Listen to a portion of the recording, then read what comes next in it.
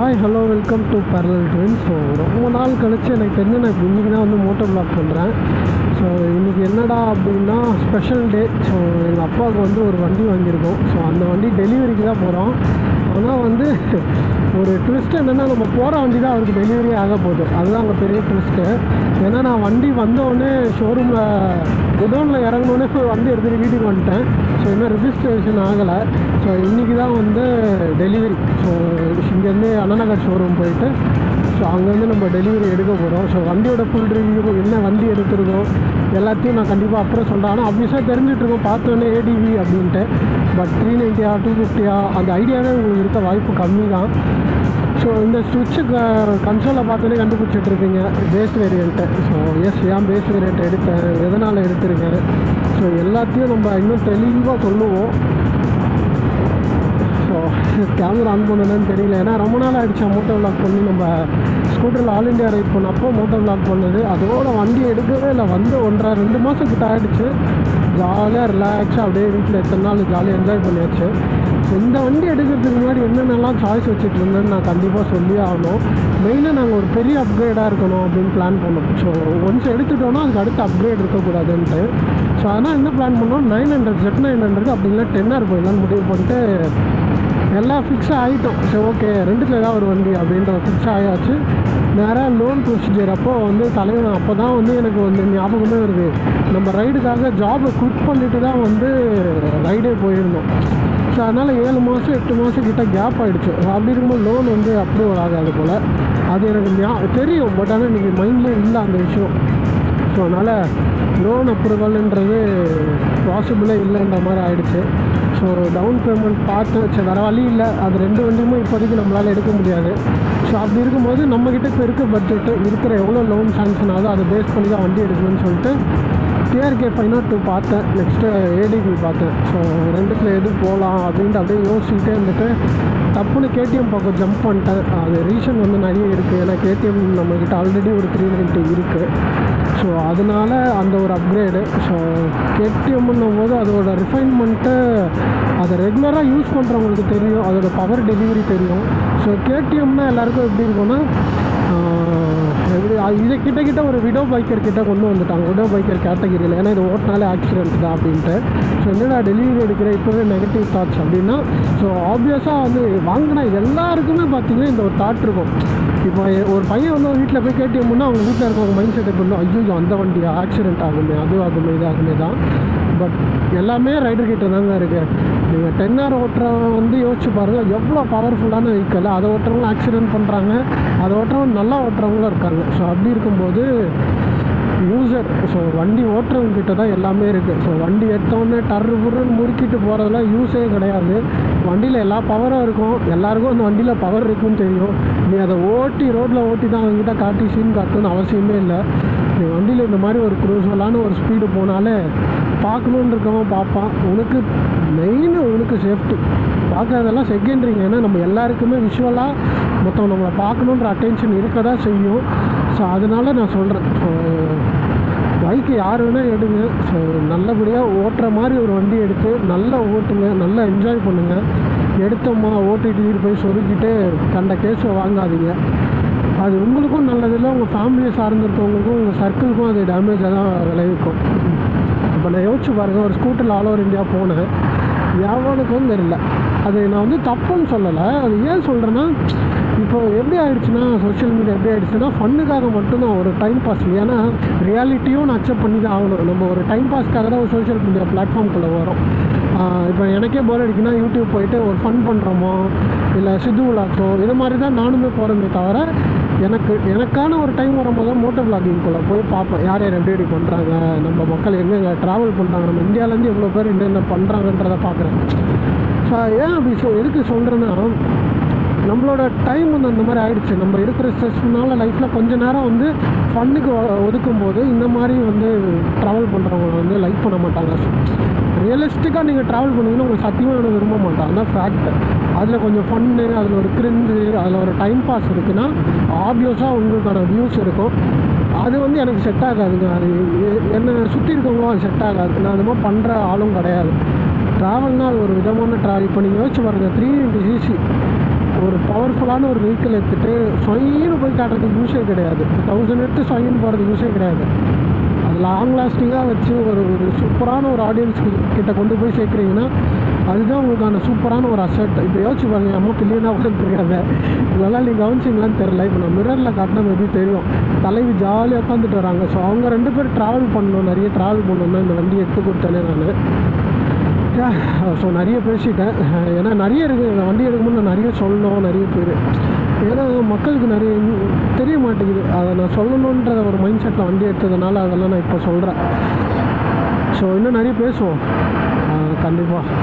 Fuel indication வந்துடுச்சு. ஃபியூவலே போடல அன்றைக்கி, நான் கொஞ்சம் தான் போட்டு வண்டியை கொண்டு வந்தேன். ஸோ இப்போ போகும்போது தான் ஃபியூவல் ஃபில் பண்ணணும்.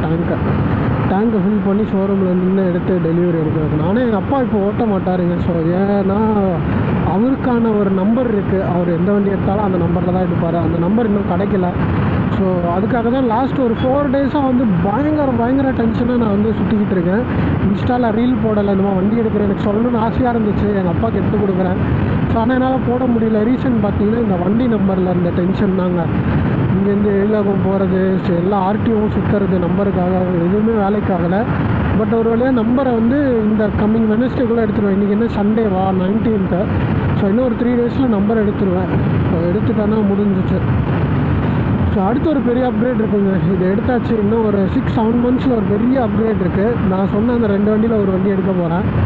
ஸோ மறக்காமல் சேனலை ஃபாலோ பண்ணிக்கோங்க, சூப்பரான அப்டேட்ஸ் வரும். ஸோ என் அப்பா வந்து ட்ராவல் பண்ண போகிறாரு, அடுத்து லே லடாக் போகுது வண்டி. ஸோ அது அவரோட சேனலும் நம்ம நெக்ஸ்ட் vlogsல வந்து கண்டிப்பாக நான் சொல்கிறேன். அவர் வந்து கொஞ்சம் சைட் டைப் பெருசாக பண்ண மாட்டார். என் அம்மா தான் கொஞ்சம் அப்படியே அதை கொண்டு போவாங்கன்னு நினைக்கிறேன். பார்ப்போம். ஹோப்ஃபுல்லி அவங்க ஏதாவது ஒரு பண்ணாங்கன்னா பயங்கரமாக இருக்கும். ஏன்னா ஒரு 50+ ஏஜ் கேட்டகரியிலேருந்து ட்ராவல் பண்ணுற ஆட்கள் கம்மி, இப்போது ரொம்ப கம்மி. எனக்கு தெரிஞ்ச ஒருத்தங்க இருக்காங்க, அவங்க த்ரூஅவுட் இந்தியா பயங்கரமான ஒரு கிலோமீட்டர்ஸ் கவர் பண்ணியிருக்காங்க. ஸோ அந்த மாதிரி எங்கள் வீட்டில் இருக்கவங்க பண்ணுவாங்கன்ட்டு ஒரு ஆசை இருக்குது. பார்ப்போம், பண்ணுவாங்க கண்டிப்பாக. ஏன்னா அவங்க 2 பேர் வந்து பயங்கர எந்துங்க. நான் அதனால தான் இந்த வண்டி எடுத்து கொடுத்தேன். அவங்க கரிஷ்மா வச்சுக்கிட்டு ஜாலியாக ட்ராவல் பண்ணிட்டுருக்காங்க. ஸோ அப்படி இருக்கும்போது இந்த மாதிரி ஏடிவி எடுத்து கொடுத்தோன்னா இன்னும் நல்லா கம்ஃபர்டபுளாக லாங் ட்ராவல் பண்ணலாம். மெயினாக அவங்க லே லடாக் பார்க்கணும். ஏன்னா நான் போய் பார்த்துட்டு வந்துட்டேன்னா எனக்கு வந்து அதை அவங்களுக்கு காட்டணும், அவங்க பார்க்கணும் அப்படின்ற ஒரு மைண்ட் செட் இருக்குது.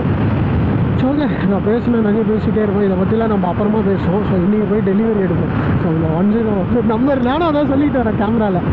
எங்கள் வீட்டில் எல்லாருமே அந்த ஃபேன்சி நம்பருக்கு ஒரு க்ரேஸுங்க. ஸோ அதனால் அங்கே 007 ஒரு வண்டி போச்சு. என்கிட்டயும் அந்த கார் இருக்குது. ஸோ அந்த காரில் தான் ஃபேமிலியாக அப்பா, சித்தி, எங்கள் மாமா, பாட்டி, தங்கச்சிலாம் வராங்க. ஸோ அதை வந்து நான் ஷோரூமில் அந்த வண்டியை காட்டுறேன். இன்னும் நானும் அந்த வண்டி வீடியோலாம் பண்ணல. ஸோ அந்த வண்டி பற்றி நிறைய பேச வேண்டியிருக்கு. நம்ம அப்படியே வரப்போகிற vlogsல அதெல்லாம் பேசுவோம். வந்தாச்சுங்க. என் வீட்டிலேருந்து கேடிஎம் ஷோரூம் பார்த்திங்கன்னா ஆல்மோஸ்ட் ஒரு 36 கிலோமீட்டர் தள்ளி வந்து புக் பண்ணியிருக்கேன். ரீசன் ஏன் என்ன ஏது எல்லாமே நான் சொல்கிறேன். நான் இறங்குங்கம்மா. எப்படி இருந்துச்சு? கண்ணு பிதுங்குது. So S, Anna Nagar showroom வந்து வந்தாச்சு. நான் மெயினாக என் ஏரியாவிலேருந்து இவ்வளோ தள்ளி வந்து ஏன் புக் பண்ணேன்னா, எனக்கு கொஞ்சம் இங்கே டெலிவரி ரொம்ப சீக்கிரம் இருந்தது. ஏன்னா வண்டி ஆக்சுவலாக ஸ்டாக்கே கிடையாது சென்னையில், எங்கேயுமே ஸ்டாக் கிடையாது. நான் விசாரித்த எந்த ஷோரூம்லேயும் ஸ்டாக் இல்லை. பட் இவங்க எனக்கு வந்து 7 டேஸில் ஆர்டர் போட்டு வந்த மறுநாளே டெலிவரி கொடுத்துட்டாங்க. ஸோ அதனால் எனக்கு கொஞ்சம் இங்கே இன்னும் ப்ரைஸும் கொஞ்சம் நல்லா பண்ணி கொடுத்தாங்க. ரொம்ப ரீசனபிளாக இருந்துச்சு. ரொம்ப அன்வான்ட் அந்த இதெல்லாம் சார்ஜஸ்லாம் போடலை. Ex showroom price plus RTO charges இது மட்டும்தான் வந்து பண்ணி கொடுத்துருந்தாங்க. நல்ல சர்வீஸ் இருந்தது மெயினாக. ஸோ நம்ம ஃப்ரெண்டு தான் இங்கே மேனேஜராக இருக்கார். கீழே வந்து அவரோட நம்பரும் நான் தரேன். ஸோ யாராவது வரீங்கன்னா கண்டிப்பாக வந்து அங்கேயே கூட பர்ச்சேஸ் பண்ணுங்கள். டிஸ்டன்ஸ் பார்க்காதீங்க, நல்ல சர்வீஸ் இருக்கும், ரெஸ்பான்ஸ் இருக்கும். மெயினாக அதுதான். ஏன்னா நம்ம ஆர்டர் பண்ணிட்டு வருங்கன்னு தான் வேலைக்கு ஆகுது, டென்ஷன் ஆகிடுவோம். பட் இங்கே அப்படி இல்லை. வண்டி வந்த ட்ரக்லேருந்து இறங்கின உடனே எனக்கு 9 மணிக்கு ஃபோன் அடித்து வண்டி வந்துருச்சு ப்ரோ, நீங்கள் வந்து எப்போ நீங்களே எடுத்துக்கோங்க அப்படின்ட்டு இன்வாய்ஸ் போட்டு வண்டி கொடுத்துட்டாங்க. ஸோ அதனால் யார் எடுக்கிற மாதிரி இருந்தாலும் பக்காவாக இங்கே வந்து சர்வீஸ் இருக்கும். எங்கள் ஆளுங்க தான் வராங்கன்னு நினச்சிட்டேன் எம்மகா வந்தோடனே. ஸோ ஓகே, என் ஃபேமிலியில் இன்னும் யாரும் வரல, நானும் அம்மா தான் வந்திருக்கோம். வந்தோடனே கண்டினியூ பண்ணுவோம்.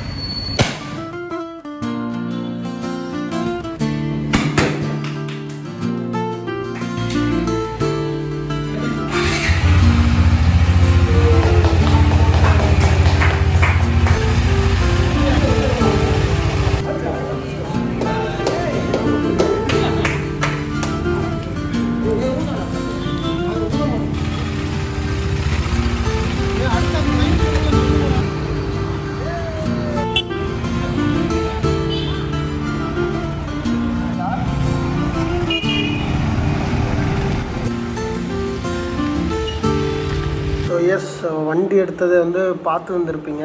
ஒரு பெரிய ஒரு டெலிவரி மாதிரி வீடியோ இல்லாமல் ரொம்ப சிம்பிளாக தான் நான் போஸ்ட் போட்டேன். ரீசன் பார்த்தீங்கன்னா நிறைய ஃப்ரெண்ட்ஸ் வந்திருந்தாங்க. ஸோ அந்த இடத்துல நான் வீடியோவுக்கு வந்து இம்பார்ட்டன்ஸ் கொடுத்துட்டா வந்தவங்களுக்கு ஒரு மாதிரி கஷ்டமாயிடும். ஸோ அதனால் யூஸ்வலாக நான் அந்த மாதிரி பண்ண மாட்டேன்.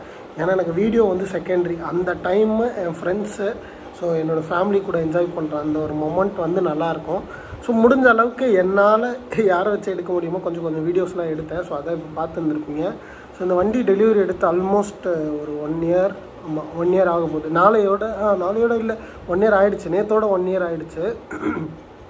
ஸோ ஓவராலாக இது டெலிவரியோட ஒரு இன்பிட்வீன் ஒரு ரிவ்யூவாக கொண்டு வர்றான்னு பார்க்குறேன். ஸோ எடுத்து இந்த 1 இயரில் நான் ட்ராவல் பண்ண கிலோமீட்டர்ஸ் பார்த்திங்கன்னா ஆல்மோஸ்ட் ஒரு 14,000 கிலோமீட்டர் வந்து யூஸ் பண்ணியிருக்கேன். என்னடா உங்கள் அப்பாவுக்கு டெலிவரின்ட்டு நீ இப்போ இதை சொல்கிறேன்னா, எஸ் இன்பிட்வீனில் என்ன ஆச்சுன்னா எங்கள் அப்பாவுக்கு வந்து அந்தளவுக்கு பெரிய கான்ஃபிடென்ஸ் இந்த வண்டியில் வந்து பில்ட் ஆகலை. ரீசன் என்னென்னா அவருக்கு 2 லெக்குமே கீழே எட்டலை. ஏன்னா அவர் இதுக்கு முன்னாடி யூஸ் பண்ண வண்டி அதெல்லாம் வந்து அவருக்கு 2மே கால் வந்து ஈக்குவலாக இருந்து கொஞ்சம் ஈஸியாக இருந்துச்சு. அப்புறம் ஏன்டா வாங்கி கொடுத்தேன்னா அவங்க டெஸ்ட் ரைட் பார்க்கும்போது இந்த வண்டி கரெக்டாக இருந்துச்சு. பட் இது வந்து அவங்களுக்கு ஹைட் கொஞ்சம் டிஃப்ரென்ஸ் இருக்கிறதுனால அவங்களுக்கு அது மாதிரி செட் ஆகாத மாதிரி கொஞ்சம் யோசிக்க ஆரம்பிச்சிட்டாங்க. ஏன்னா ஏஜ் ஃபேக்டர் ஒன்று இருக்குது. ஸோ அதனால் அது வேணாம் அப்படின்னு முடிவு பண்ணி இப்போ வேறு வண்டி எடுத்துட்டாங்க. ஸோ அந்த வண்டி வீடியோ இதுக்கு அடுத்து வரும். ஸோ அதுவும் இதே மாதிரி தாங்க. என் ஃப்ரெண்ட்ஸ்க்கு தான் இம்பார்ட்டன்ஸ் கொடுத்துருவேன். வீடியோ செகண்டரி தான். ஸோ இந்த வண்டி யூஸ் பண்ண அந்த 13,000-14,000 கிலோமீட்டர் வண்டி எனக்கு எப்படி இருந்துச்சுன்னா வந்து ரொம்பவே பெட்டரான ஒரு சாய்ஸாக ஃபீல் ஆச்சு. ஏன்னா மற்ற 300 to 400 செக்மெண்ட் வண்டி இதை விட கம்மி ரேட்டில் இருக்குது. ஆனால் என்ன பிரச்சனைனா இந்த அளவுக்கு குவாலிட்டியும், செகண்ட் வந்து பார்ட்ஸ் அவைலபிலிட்டி, நெக்ஸ்ட்டு வந்து கேடிஎம்னால் தெரியும் அந்த ரா பவர் அது நல்லாயிருக்கும். அது மாதிரி கொஞ்சம் ரஃப்னஸும் இருக்கும் யூஸ்வலாக கேடிஎம்மில் இருக்க மாதிரி. இந்த வண்டியில் எனக்கு பெரிய ட்ராபேக்னால் ஒன்று தான், ஏடிவி அட்வென்ச்சர் எக்ஸ். இந்த வேரியண்ட்டில் வந்து சஸ்பென்ஷன்ஸ் வந்து அந்த அளவுக்கு ஒரு கம்ஃபர்டபுள் அந்த அளவுக்கு கிடையாது.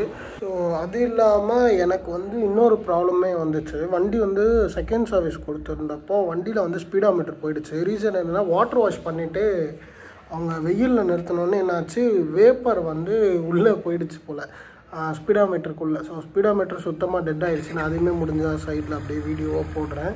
அது அப்புறமேட்டு இன்சூரன்ஸ் கிளைம் பண்ணி ரீப்ளேஸ்மெண்ட் பண்ணி கொடுத்தாங்க. ஸோ இந்த 2 ட்ராபேக் தான் எனக்கு வண்டியில் பர்சனலாக. சர்வீஸ் வைஸாக பெரிய அளவு ப்ராப்ளம் இருந்ததே கிடையாது. நான் இது வரைக்கும் இன்னும் ஃபேஸ் பண்ணலை. மற்றபடி வண்டியில் ஓவரால் ரிவ்யூ வீடியோ வந்து மேபி இன்னும் ஃப்யூச்சரில் வந்து நான் கண்டிப்பாக பண்ணுறேன். ஏன்னா அது நிறைய வண்டி வாங்கணும்னு ஏடிவி செக்மெண்ட்டில் எனக்கு பர்சனலாக பவர்ஃபுல் அண்ட் கம்ஃபர்டபுள் வைஸ்னால் நான் 390 அட்வென்ச்சர் சொல்லுவேன். வீஸ்டாமும் இருக்குது, அதுவுமே நல்ல ஒரு சாய்ஸ் தான். பட் பட்ஜெட் ரெண்டுமே பெரிய டிஃப்ரென்ஸு. ஸோ சின்ன பட்ஜெட்னா வீஸ்டாம் போகலாம், அப்படி இல்லைன்னா இதை ட்ரை பண்ணி பார்க்கலாம். எஸ் ஓவராலாக இதாக ரிவ்யூ வீடியோ வந்து பார்த்துருந்துருப்பீங்க. ஸோ எஸ் இந்த ஏடிவி வாங்கினதில் என்னால் வரைக்கும் எனக்கு எந்த பிரச்சனையும் இல்லை. இந்த வண்டியை வாங்கலாமான்னா கிளி மாதிரி தான், கீ அந்த மாதிரி தான். ஸோ எஸ் ரைடோட வீடியோலாமும் பிளான் பண்ணி வச்சுருக்கேங்க. ஸோ எடுத்து வச்சுருக்கேன், ரைட் போன வீடியோஸ்லாம் இருக்குது. ஸோ அதுவும் நெக்ஸ்ட் அப்டேட்டில் வந்து வரும். ஸோ புதுசாக வரீங்கன்னா நம்ம வீடியோஸ்லாம் பிடிச்சிருந்தா அந்த சப்ஸ்கிரைபுன்னு ஒன்று இருக்குது, அதை பண்ணி வச்சுக்கோங்க. So yes all over India ரைடியும் அப்படியே இன்பிட்வீன் நடுவில் அப்படியே போஸ்ட் போட்டுக்கிட்டே தாங்க இருக்கேன். ஸோ பல பேர் உருட்டுகளில் நம்ம உருட்டலை. ஏன்னா நம்ம ஆல் ஓவர் இந்தியாவில் உள்ள எல்லா ஸ்டேட்டோட கேபிட்டலையும் கவர் பண்ணி முடிச்சாச்சு. ஸோ எஸ் அந்த வீடியோவும் வரும், பார்ப்போம். ஸோ நெக்ஸ்ட் வீடியோவோட உங்களை மீட் பண்ணுறேன். பாய்.